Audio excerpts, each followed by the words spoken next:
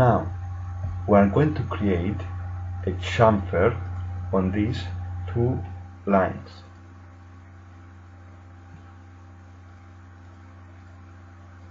In this case, my chamfer is proportional to the pitch.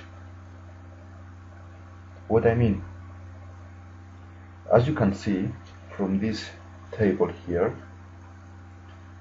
my pitch for a diameter of 10 millimeters, my pitch is 1.5. So my chamfer is going to be 1.5 here. Click on this line, chamfer, select also the bottom line and type here 1.5. Leave the 45 degree as it is. Okay.